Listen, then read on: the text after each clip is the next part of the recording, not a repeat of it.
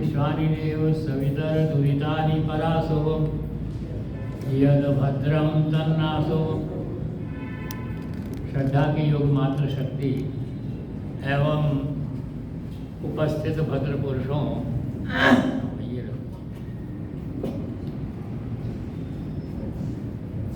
कल मैं गया था हॉस्पिटल अपने डॉक्टर साहब के पास कि भाई मेरा जो है वो कंसल्टेशन था सिस्टोस्कोपी के लिए। मैं पहुंचा, वो कहने लगे कि कीमोथेरेपी आपकी कर देते हैं, एडमिट कर देते हैं। मैंने अपने मित्र से ये बात कही कि भाई ऐसा हो गया, तो बोले चले थे हरिभजन को, होटल लगे कपास।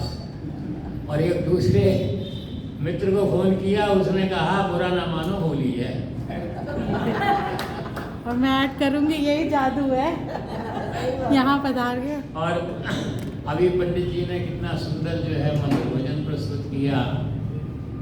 साथ में माता जी ने, क्योंकि वो हमारी ट्रेन की इंजन है, उन्होंने तेजी के साथ शुरू किया, बीच में रुक गई, तो पंडित जी बुरा ना मानो होली है। वास्तव में वैदिक संस्कृति का महान सांस्कृतिक और प्राकृतिक पर्व है वासंती नव संश्रेष्ठी पर्व। मैं अपने हृदय के अंतर से, अब ये पर्व हम तो आज ही मना लेते हैं, वैसे कल है, आप सबको अपने अंतर से आप सभी का हार्दिक अभिनंदन करता हूँ। रंगों और संस्कृति और समाज की विविधता को अपने हृदय में धारण करने वाले होली पर आप सबको जो है कोटि कोटि बधाई देता हूँ, आपको शुभकामनाएं अर्पित करता हूँ।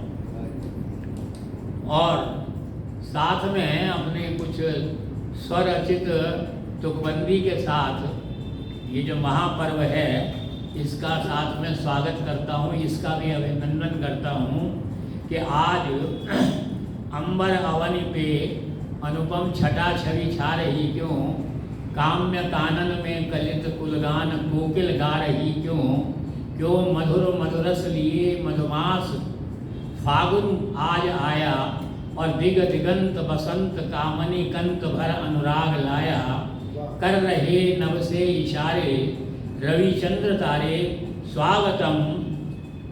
और वासंती नवश्रेष्ठी पर्व, ये पर्व प्यारे स्वागतम। इंद्र के साम्राज्य से सुंदर सुशोभित भवन में मृदु मधुर बाजे बज रहे हैं, हर्ष का उल्लास का उत्सव सुहावन, प्रीति के पकवान में सब पक रहे हैं, तन पुलक में मन मयूरित हो रहा है, हम खुशी के गीत गाने जा रहे हैं और सभी होली मनाने जा रहे हैं।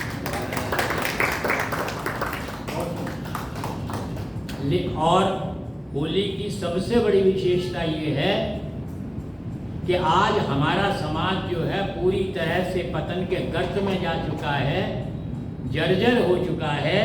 तो ऐसी स्थिति में होली ही एक ऐसा महान पर्व है जो सामाजिक समानता, सामाजिक स्नेह और सामाजिक समरसता प्रदान करने में अपना महत्वपूर्ण योगदान प्रदान करता है। इस पर्व का नाम, जो वैदिक नाम है, वो वासंती समश्रेष्ठी पर्व है। पहला शब्द वासंती इसलिए है क्योंकि आज से 1.25 महीने पहले हमने वसंत पंचमी मनाई थी और वसंत का प्रारंभ हुआ था। और वो प्रारंभ होते होते आज जो प्रकृति है वो अपने पूर्ण यौवन को जो है वो प्राप्त कर चुकी है। हम सारा वायुमंडल सुगंधित है, जहाँ चारों तरफ देखते हैं सुगंधित पुष्प, सुगंधित फूल अपनी जो है विभिन्न प्रकार के सुगंधी जो है वो फैला रहे हैं, रंग बिरंगी फैला रहे हैं। आज हम खेतों की तरफ जब देखते हैं तो एक तरफ, मेरा क्षेत्र तो जहाँ मैं रहता हूँ, यहाँ का निवासी हूँ, तो विशेष रूप से यह ही दृश्य प्रस्तुत करता है कि खेतों का बहुत बड़ा भाग जो है सरसों की पीली चादर से ढका हुआ है। दूसरी तरफ हम देखते हैं तो कपास की सफेद चादर बिछी हुई है। तीसरी तरफ अगर हम देखते हैं तो धान और गेहूं की बालियों से हरी चादर हमको भरी हुई दिखाई देती है, मानो कि समस्त भारतवर्ष जो है वो तिरंगे में तरंगित होकर के आनंद उत्सव बनाने के लिए तैयार बैठा हुआ है। इसके साथ साथ चूंकि प्रकृति पूर्ण उल्लास में है, प्रकृति का सुखद साथ हमको है, और प्रकृति के सुखद साथ के साथ साथ पूरा जीव जंतु वर्ग भी जो है वो इस समय मग्न होता है। हम जब उपवनों के अंदर जाते हैं तो देखते हैं हमको कोयल की कुहू कुहू सुनाई देती है, पपी की पीही पीही सुनाई देती है, कहीं कहीं तीतर की किरकिर भी सुनाई देती है। ऐसे में किसका मन ऐसा है जो इस आनंद महोत्सव को, इस रंगरेली को बनाने में जो है वो तरंगित ना होते। और फिर सबसे बड़ी बात क्या है कि हमारी फसल पूरी तरह से पक चुकी होती है, हमारे किसानों के भंडार अन्न से भर चुके होते हैं, और ऐसी स्थिति में किसान कितना प्रसन्न होता है, उसकी प्रसन्नता हमारे वैदिक इतिहास के अंदर जब हमको दिखाई देती है तो ये दिखाई देती है कि घर घर में जो है यज्ञ हो रहे हैं, सामूहिक रूप से यज्ञ हो रहे हैं, सामुदायिक रूप से यज्ञ हो रहे हैं, और उन यज्ञों के अंदर जो नया अनाज आया है उसका प्रयोग करने से पहले हम यज्ञ के अंदर उस अन्न की जो है आहुति अग्निदेव को समर्पित करते हैं, और अग्निदेव जो है उस अन्न को छोटे से छोटे कण, छोटे से छोटे कण, छोटे से छोटे कण, अणु और परमाणु के रूप में जो है संचरित करते हुए समस्त पर्यावरण में, समस्त वातावरण के अंदर वो उसको विस्तृत कर देते हैं, उसका जो है प्रसारण कर देते हैं, जिससे स्वाभाविक रूप से उसका प्रभाव जो है वो हमारे पर्व के ऊपर जो पड़ता है। और फिर एक बात और है, कहीं एक जगह मैंने पढ़ा था कि यह जो हमारा वासंती नव संश्रेष्ठी पर्व है, इसको कहीं पर आषाढ़ी संश्रेष्ठी पर्व भी बोलते हैं। और उसका कारण ये है कि इसके बाद वास्तव में वो फसल पैदा होती है जो मनुष्य की कर्मठता के लिए एक चुनौती होती है, जिसको हम आषाढ़ी फसल कहते हैं। और उस आषाढ़ी फसल की विशेषता ये होती है कि वो फसल जो है वो कम से कम पानी में भी जो है पूरी फसल पैदा हो जाती है, तथा किसी भी प्राकृतिक आपदा विपदा को झेलने के लिए जो है हमारा समाज समर्थ हो जाता है। उस स्वर्णिम भविष्य को देखते हुए भी हमारा मन जो है आह्लादित होती है। इस कारण हम इस पर्व को जो है बड़े धूमधाम के साथ मनाते हैं, और जब साथ साथ इकट्ठे होते हैं तो सभी ऊंच नीच की बातें समाप्त हो जाती हैं, सब बड़े छोटे की बात जो है समाप्त हो जाती है, सब आपस में गले मिलते हैं, एक दूसरे को स्नेह से जो है सब तरबतर कर देते हैं। ऐसी स्थिति में जो है यह पर्व जो है मनाया जाता है। वास्तव में यह पर्व जो है वो अब इसके अंदर जो है बहुत सारी विकृतियां आ गई। हमारी जो वैदिक संस्कृति है वो वैदिक संस्कृति के जो जीवन के तत्व हैं, उन तत्वों के अंदर जो प्रमुखता है, जो प्रमुख तत्व हैं वो हैं ईश्वर, ईश्वर की स्तुति, प्रार्थना, उपासना और निष्काम कर्म, 16 संस्कार, वर्ण व्यवस्था, आश्रम व्यवस्था। और वास्तव में आदर्श वैदिक समाज की जो व्यवस्था है, वर्ण व्यवस्था उसका प्राण है। लेकिन हुआ क्या, समय अंतराल के अंदर जो है हमारे यहाँ जन्मगत जाति व्यवस्था जो है स्थापित हो गई और उसने इस वैदिक वर्ण व्यवस्था को जो है वो ध्वस्त कर दिया। अब उस जातीय व्यवस्था का परिणाम क्या हुआ, उन्होंने नाम लिया, दो शब्द हैं, जाति व्यवस्था, वर्ण व्यवस्था। जाति व्यवस्था जो स्थापित हुई, उनसे पूछा गया कि भाई जाति क्या है, तो उन्होंने वर्णों के नाम ले दिए कि वे ब्राह्मण, क्षत्रिय, वैश्य, शूद्र जाति है, लेकिन वास्तव में ये जाति नहीं है। विज्ञान के अंदर हमको क्या पढ़ाया जाता है, या हम क्या पढ़ाते थे कि भाई मनुष्य एक जाति है, और वर्गीकरण कर दें तो भाई पुरुष जाति है, स्त्री जाति है। इसी तरह से समस्त जीव जंतुओं की जातियां होती हैं। लंगूर की एक जाति होती है, वानरों की एक जाति होती है, भीलों की एक जाति होती है, गधे की एक जाति होती है, खच्चर की जाति होती है, घोड़े की जाति होती है। समस्त जीव जंतुओं की अलग अलग जातियां होती हैं, और ये जाति परमपिता परमात्मा हमको प्रदान करते हैं। जब हम जन्म लेते हैं तो हमारे पूर्व संस्कारों और पूर्व कर्मों के फल के आधार पर हमको जाति प्रदान की जाती है। हम सबको मनुष्य जाति दी गई, ताकि जो इसका अर्थ ये है कि हमने पूर्व जन्मों में कुछ अच्छे कर्म किए होंगे, कुछ अच्छे संस्कार बने होंगे, जिससे हमें ये मनुष्य का चोला जो है मिला है। तो जाति जो है वो वास्तव में उसके लिए हम पराधीन हैं। हम जो जाति चाहते हैं वो हमको नहीं मिल सकती, बल्कि परमपिता परमात्मा के द्वारा इस जीवन के लिए हमको एक जाति जो है दी जाती है। अर्थात जाति की स्थिति में हम परतंत्र हैं। जिन्होंने जाति व्यवस्था कायम की, जाति के नाम पर वर्ण ले लिए, व्यवस्था के नाम पर कह दिया कि आप परतंत्र हैं, आप जहां जन्म लेंगे वही आपकी जाति होगी। इसके साथ साथ दूसरी स्थिति क्या है कि हम अगर चाहें तो अपनी जाति को परिवर्तित नहीं कर सकते। गधा अगर चाहे कि वो घोड़ा बन जाए तो वो नहीं बन सकता। इसके अंदर जो है हम पराधीन। दूसरा शब्द आता है वर्ण व्यवस्था में, वर्ण का। वर्ण जो है पंडित जी सही रूप से बताएंगे, वर्ण धातु से मिलकर के बना है, जिसका अर्थ होता है वर्ण करना, चयन करना, सेलेक्ट करना, एक्सेप्ट करना। अर्थात जो वर्ण व्यवस्था है वो हमको ये बताती है कि वर्ण का चयन हमको स्वयं करना है। हमको स्वयं करना है, ईश्वर हमको वर्ण प्रदान नहीं करेंगे।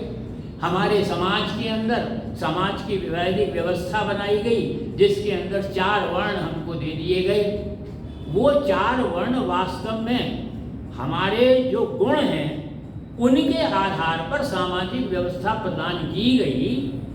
उनका कहा कि भाई अगर आपके अंदर सतोगुण प्रधान है, सतोगुण है, आप जो है एकांत में बैठ करके एकाग्र होकर के ध्यान कर सकते हैं, आपके अंदर ज्ञान की उत्कंठा, ज्ञान की पिपासा है, ज्ञान प्राप्त करने की जिज्ञासा है, और आप मनन कर सकते हैं, चिंतन कर सकते हैं, ज्ञान को जो है वो प्राप्त कर सकते हैं, ज्ञान का प्रसार कर सकते हैं, तब आपको एक वर्ण नाम दिया गया ब्राह्मण। अब आपकी रुचि उस तरफ, लेकिन यह वर्ण कब आपको मिलेगा?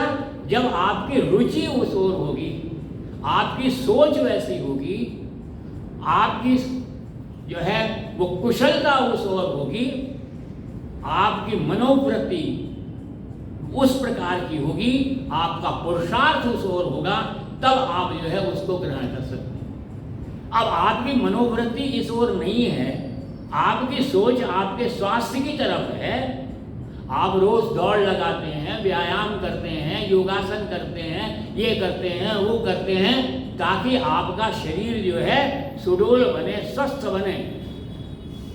और आप समाज के अंदर देखें कि किसी व्यक्ति के ऊपर कोई अत्याचार हो रहा है, क्रूरता हो रही है, तो उस अन्याय को आप दूर कर सकें, अर्थात आप समाज के अंदर न्याय दिला सकें, तो दूसरा वर्ण आपको आपकी सोच के आधार पर दिया गया कि आप क्षत्रिय बन जाइए। अब उस स्थिति के अंदर क्या है, जो मनुष्य कर्म क्षेत्र के अंदर उतरता है, तो कर्म क्षेत्र में उतरने के बाद उसके पास इस व्यवस्था के अनुसार 4 विकल्प होते हैं, जिनको वो अपनी मनोवृत्ति, अपनी क्षमता, अपनी सोच, अपनी रुचि, अपने पुरुषार्थ के अनुसार जो है वो उसका वर्ण करता है। तो मनुष्य स्वतंत्र है वर्ण व्यवस्था के लिए, जाति व्यवस्था के लिए मनुष्य परतंत्र है। और इसके साथ साथ एक वर्ण से दूसरे वर्ण के अंदर परिवर्तन भी हो सकता है। आपकी आज रुचि कुछ है, कल को कोई दूसरी रुचि हो जाती है, आपकी सोच कुछ बदल जाती है, तो आपका वर्ण भी परिवर्तित हो सकता है। अगर एक ब्राह्मण जो है वो आलसी हो जाता है, अगर एक ब्राह्मण अपने कर्तव्य को धारण नहीं कर सकता है और वो भी व्यायाम करना शुरू कर सकता है, तो वो भी क्षत्रिय बन जाता है। हमारे इतिहास में ना जाने कितने उदाहरण मिलेंगे। रावण जन्म से या प्रारंभ से ब्राह्मण से, लेकिन लंका के ऊपर शासन किया, क्षत्रिय हो गए।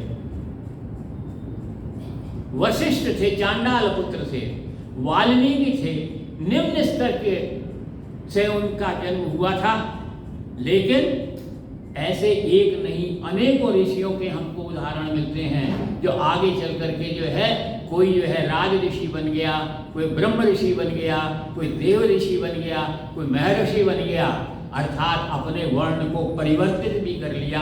वर्ण के अंदर हम स्वतंत्र हो गए।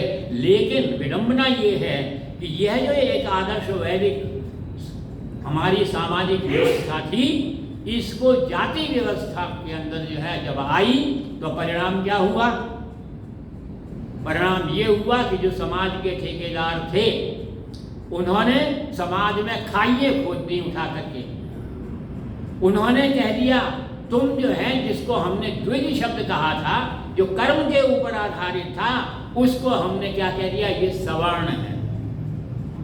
दूसरे वर्ग को उनसे अलग कर दिया, उनके अधिकार छीन लिए, उनके ऊपर अत्याचार करने लगे, और नए नए सूक्त जो है वो बोले जाने लगे, वेद मंत्रों का नाम दे करके कहने लगे, स्त्री शूद्रो नारीयताम, स्त्री और शूद्रों को पढ़ने का अधिकार नहीं है, स्त्री और शूद्रों को वेद पढ़ने का अधिकार नहीं है, स्त्री और शूद्रों को गायत्री मंत्र पढ़ने का अधिकार नहीं है। तब की बात छोड़िए, आज भी ये आप अखबारों के अंदर पढ़ते हैं कि हमारे धर्म के ठेकेदार क्या क्या बोल देते हैं। स्त्री और शूद्रों को जो है वो यज्ञोपवीत धारण करने का अधिकार नहीं है, स्त्री और शूद्रों को यज्ञ करने का अधिकार नहीं है। आप बताइए, समाज का एक बहुत बड़ा वर्ग, उसको आपने समाज की मुख्य धारा से जो है अलग कर दिया। तो समाज की मुख्य धारा से जब अलग कर दिया, उसके सारे अधिकार छीन लिए। और जो हमने देखा वर्ण व्यवस्था के अंदर हमारा जो कर्तव्य निर्धारित किया गया था, साथ में कितने सुंदर वैचारिक बात थी कि प्रत्येक वर्ण को एक एक अधिकार प्राप्त था। ब्राह्मणों को इज्जत का अधिकार दिया गया था। प्राचीन इतिहास बताता है, जब सम्राट की जो है वो जुलूस निकला करता था, उसके सवारी आया करती थी, और सामने से कोई अध्यापक आता था, कोई सन्यासी आता था, कोई गुरु आता था, तो राजा अपना सिंहासन छोड़ करके उनके चरण स्पर्श करता था। अर्थात ब्राह्मण वर्ग को जो है वो इज्जत का अधिकार दिया गया।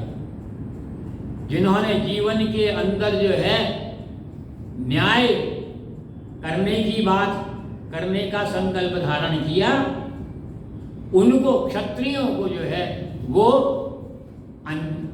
न्याय का अधिकार दिया गया। उनको न्याय करने के लिए क्या चाहिए? एडमिनिस्ट्रेशन चाहिए, तो उनको हुकूमत का अधिकार दिया गया। ब्राह्मणों को इज्जत का अधिकार दिया, क्षत्रियों को हुकूमत का अधिकार दिया, और वैश्य उसका तो काम ही पैसे से चलता है, तो उसको दौलत का अधिकार दिया, और साथ में जो चौथा वर्ग रह गया उसको मोहब्बत का अधिकार दिया, प्यार और स्नेह का अधिकार दिया कि ये वास्तविक रूप से मोहब्बत के, स्नेह के, प्यार के जो है अधिकारी हैं।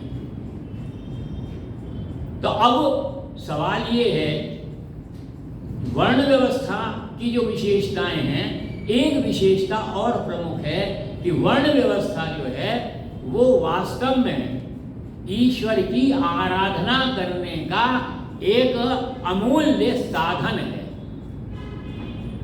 ईश्वर की आराधना करते हैं, वो व्यक्ति अब आराधना शब्द थोड़ा सा जो है आजकल प्रयोग में नहीं आता, आजकल प्रयोग में लाते हैं पूजा।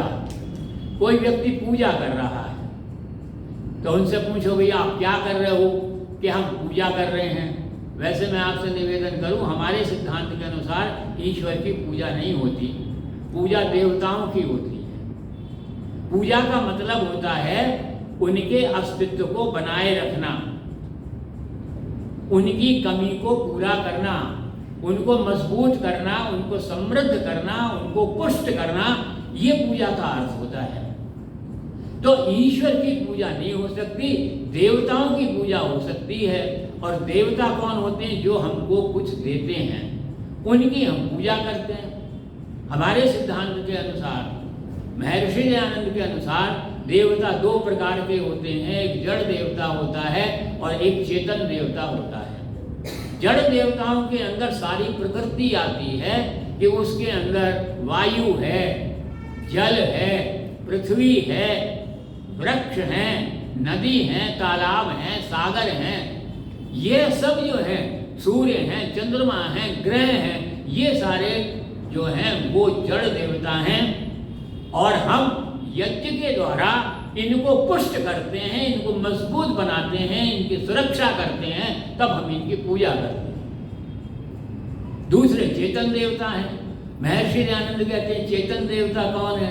कि चेतन देवता में माता हैं, पिता हैं, परिवार के जो बुजुर्ग लोग हैं, जो अनुभव लिए होते हैं, वो हैं, विद्वान लोग हैं, गुणवान लोग हैं, जो हमारी राष्ट्र की रक्षा करते हैं, वो राष्ट्रीय सुरक्षा वाले लोग हैं, जो राष्ट्र को आगे ले जाकर चलते हैं, वो राष्ट्र नायक हैं। तो यह जो है ये चेतन देवता हैं। तो इनकी पूजा कैसे हो?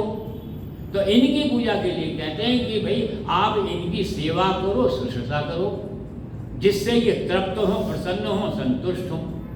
लेकिन चलिए जो बात चल रही है उसको मान लेते हैं। एक प्रवृत्ति है हमारी, हमारा नाम आर्य था, हमने आर्य को छोड़ करके अब हिंदू नाम लेना का आलाप शुरू कर दिया।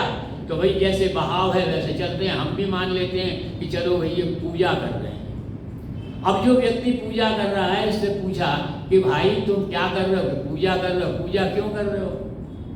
तो सामान्यतः दो इसके उत्तर हमको प्राप्त होते हैं। पहला वाला ये कहता है कि हम ईश्वर से कुछ मांग रहे हैं।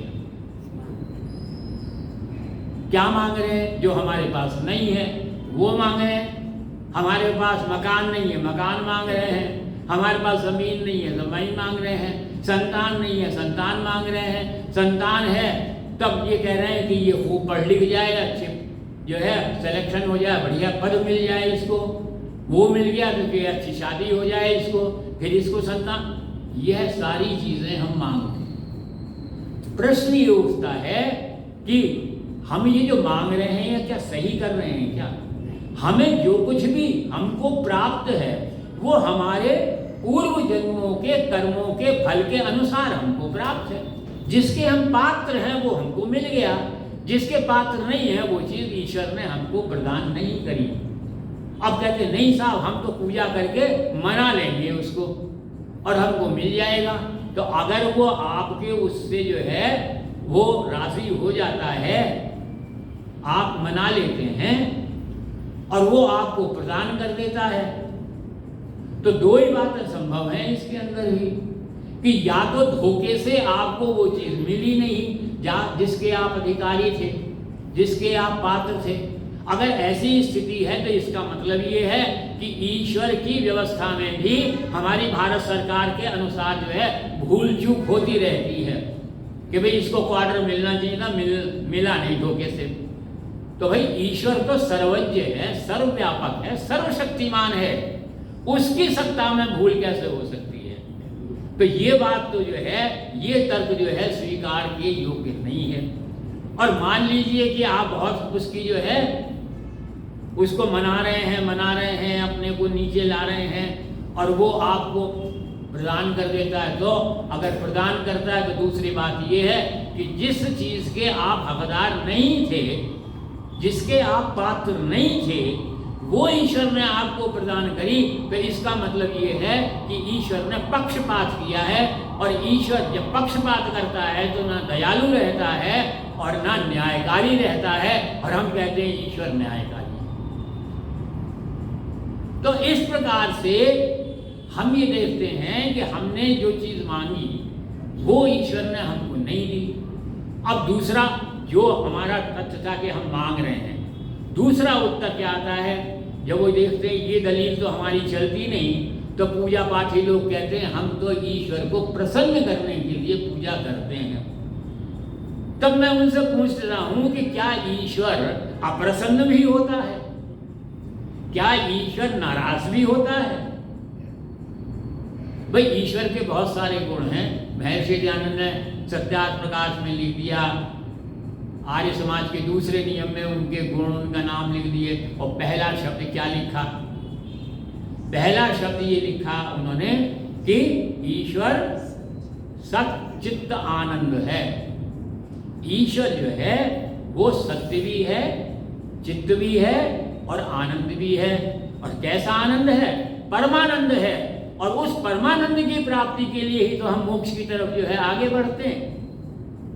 तो फिर आप उसको प्रसन्न कैसे करते हैं? तो ईश्वर को प्रसन्न कैसे करें? तो ईश्वर को प्रसन्न करने के लिए एक उदाहरण लेते हैं कि वे कैसे प्रसन्न किया जाए। मैं जब कार्यरत था, शिक्षा विभाग में काम करता था, तो हमारे जिला कलेक्टर जो हैं वो मुझे बुला लिया करते थे कि भाई किसी काम के लिए इलेक्शंस हो रहे हैं तो डिस्ट्रिक्ट कंट्रोल रूम के तुम इंचार्ज हो। मैं कुछ बोल लेता हूँ, कुछ संचालन कर लेता था, ये कर लेता था, तो जिला स्तर के ऊपर जितने कार्यक्रम होते थे उन सब के संचालन के लिए मुझे बुला लेते थे। मेरा उनसे कभी कभी आना जाना होता था। मैंने सोचा मेरा अपना काम तो मेरा रिजल्ट देना है, लेकिन मेरा संपर्क जिला कलेक्टर से हो गया। ये तो जिले का मालिक है, जिले का प्रथम नागरिक है, इसको खुश करना चाहिए। अब इसको खुश करने के लिए मैंने प्रयत्न करना शुरू किया। भी क्या करूं? तो खुश तभी होते हैं जब किसी कमी को, किसी के दुख को जो है दूर किया जा सके।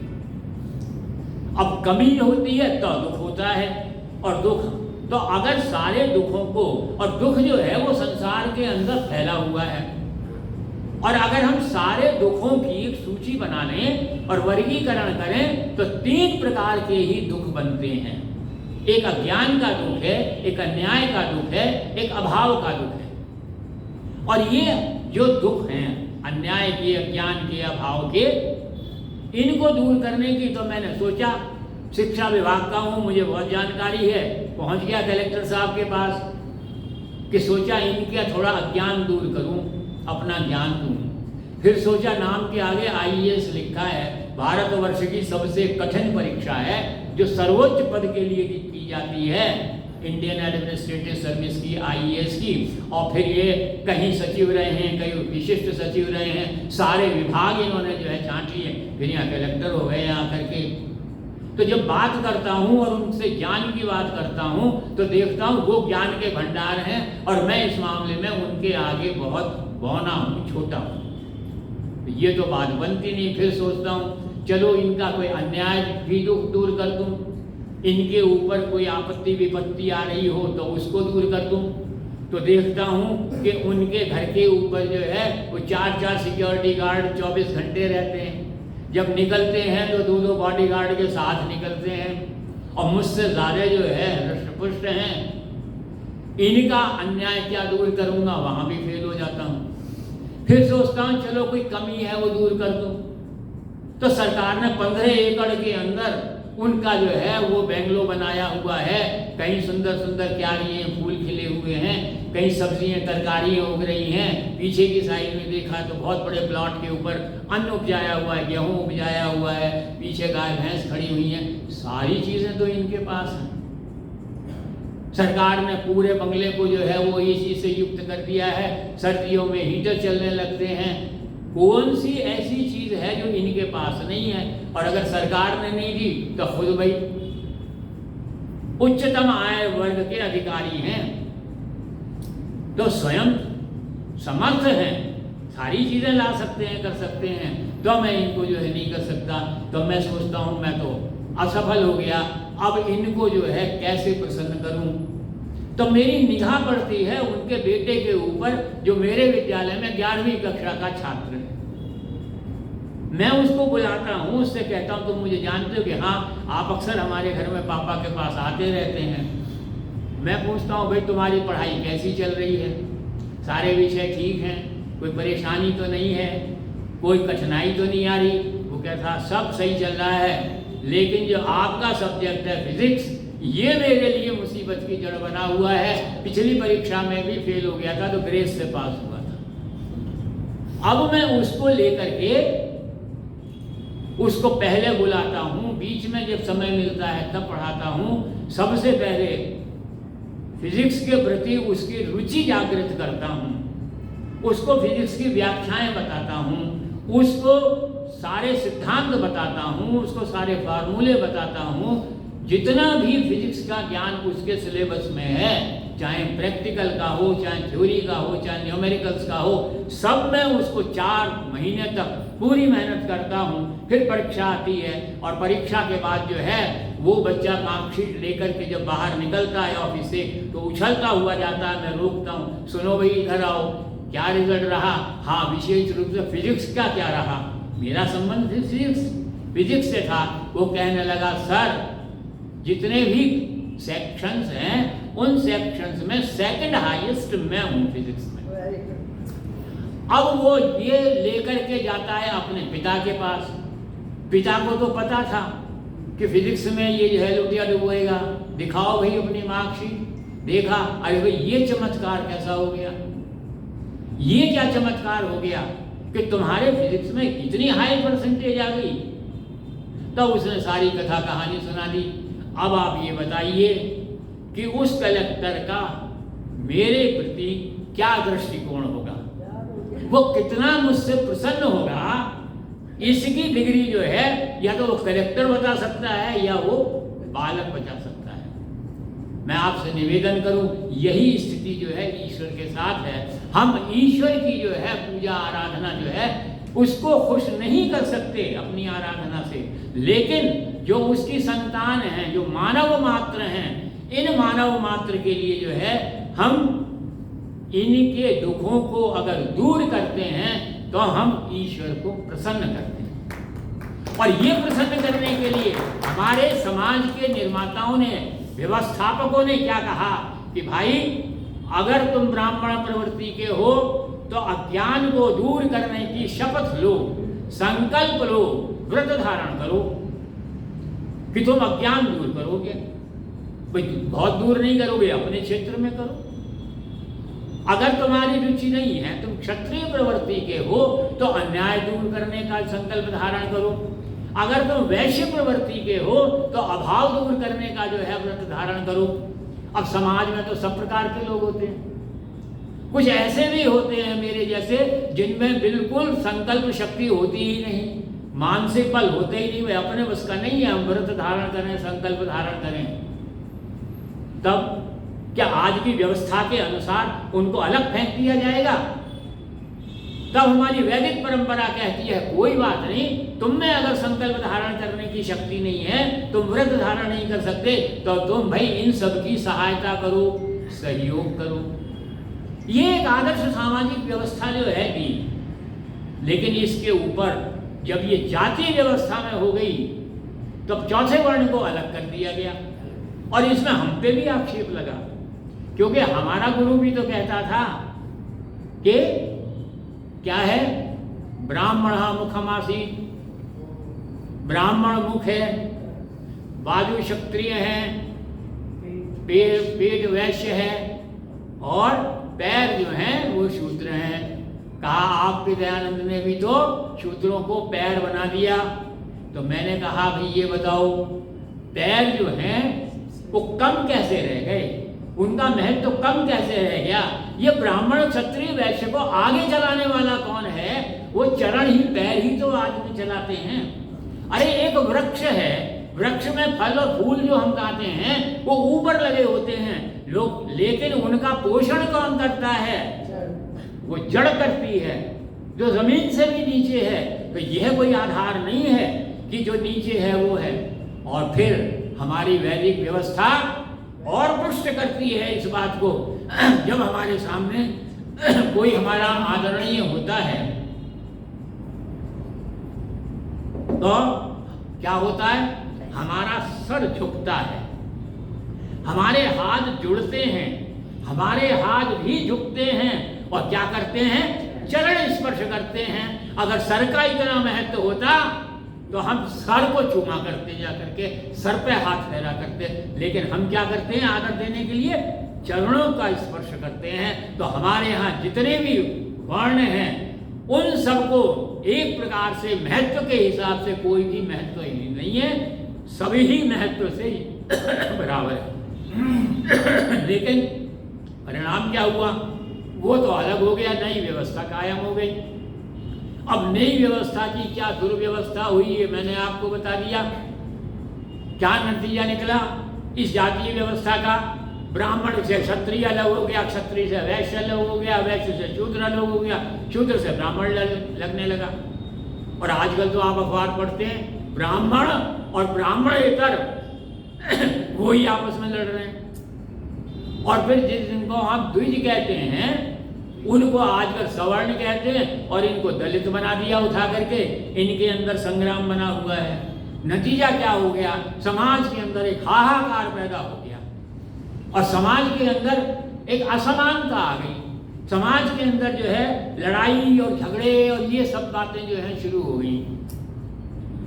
और नतीजा क्या हुआ, हमारे जो यह थे समाज के जो ठेकेदार थे, इन्होंने अनेकों और ऐसे कार्य कर दिए जिससे कि ये खाई जो है वो बढ़ती चली गई, आपस में लड़ाई होती चली गई।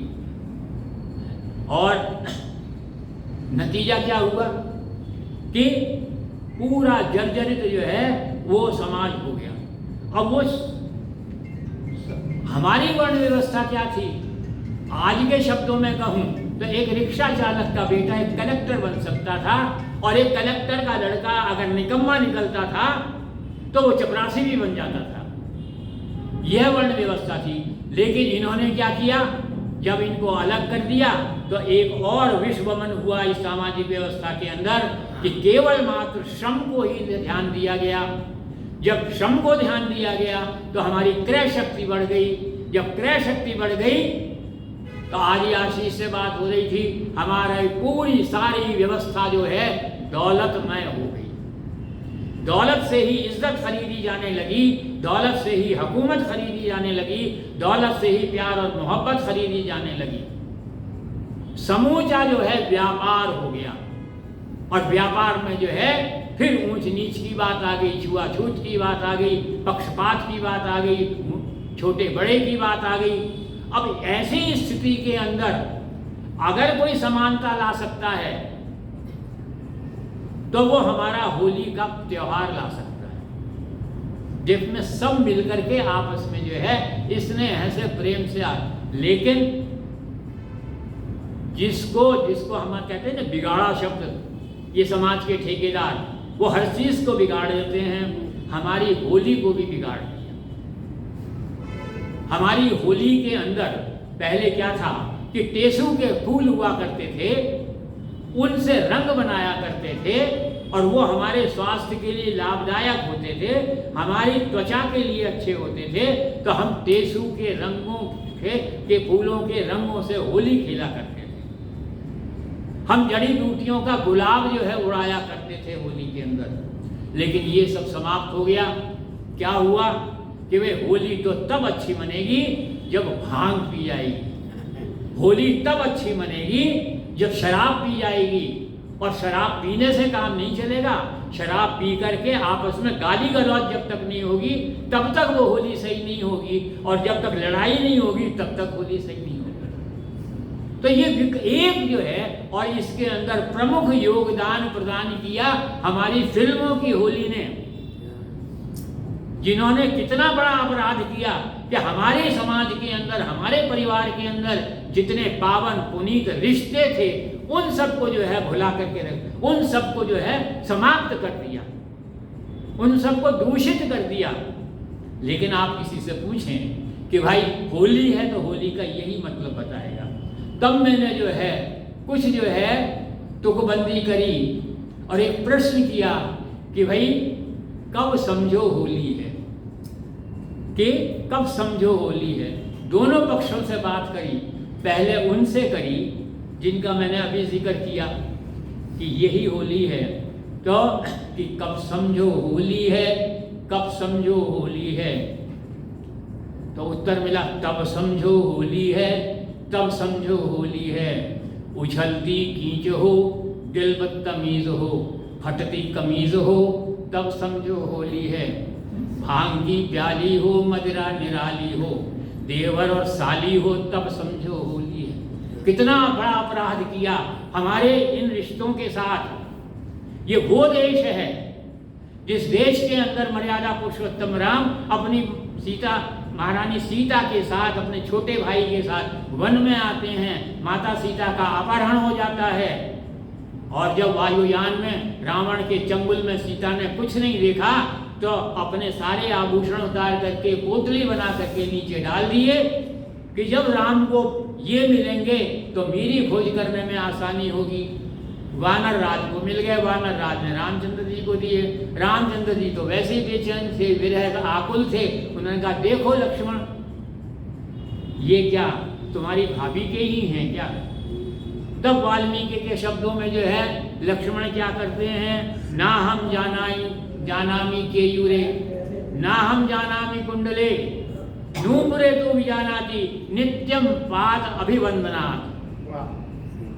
मैं बाजूबंद नहीं जानता, नहीं पहचानता, मैं कुंडल नहीं पहचानता, लेकिन मैं प्रतिदिन अपनी भाभी के, माता के समान चरण स्पर्श करता था उनका अभिवादन करने के लिए। तो बिछुए देखता था, बिछुए उन्हीं के हैं। कितना उदात्त पवित्र रिश्ता जो है वो देवर भाभी का है। और आज हमारी इस विकृत होली ने कितने निम्न नीच प्रवृत्ति की जो है धारणा हमारे रिश्तों के अंदर पैदा कर। अब मैं दूसरी बात करता हूँ आपसे कि हम कैसी चाहते हैं होली, कि कब समझो होली है, कब समझो होली है, तब समझो होली है, तब समझो होली है। कि होता हवन हो, गाते भजन हो, सुगंधित मधुवन हो, तब समझो होली हो। देशु के रंग हो, ठप और चंग हो, गीतों का संग हो, तब समझो होली है।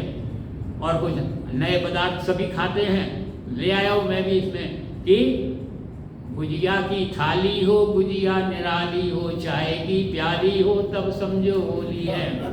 और केसर ठंडाई हो, मेवा मिठाई हो, और रसमलाई हो, तब समझो होली है। मंत्रवाणी जी को खास तौर से बता रहा हूँ मैं कि केसर ठंडाई हो, मेवा मिठाई हो, और रसमलाई हो, तब समझो होली हो। और प्रीति का रंग हो, मन में उमंग हो, तन में तरंग हो, तब समझो होली हो। और इसी होली पर एक घटना घटी थी मेरे पड़ोस में। जब भारत और पाकिस्तान का संघर्ष हुआ तो हमारा एक सेना नायक, सेना का अधिकारी जो है वो उनकी गिरफ्त में आ गया। लेकिन हमारी युद्ध रीति ने और उसके मनोबल ने, आत्मबल ने, उसके आत्मविश्वास ने वो स्थिति पैदा कर ली कि वो सेना का अधिकारी अभिनंदन होली के दिन बाघा बॉर्डर पर सीना तान के पाकिस्तान की सीमा को पार करके अपने देश के अंदर आ गया। तब मैं निवेदन करता हूँ, तब समझो होली है, तब समझो होली है। जीता अभिनंदन हो, वीरों का वंदन हो, दुष्टों का क्रंदन हो तब समझो होली हो, और उड़ता गुलाल हो, मस्ती की चाल हो, कोई ना मलाल हो तब समझो होली हो, आपस में प्रीति हो, जीवन संगीत हो, मिलने की रीत हो तब समझो होली है। और आप सबसे इन्हीं सभी शुभकामनाओं के साथ कि इन्हीं भावनाओं के साथ हम होली का आनंद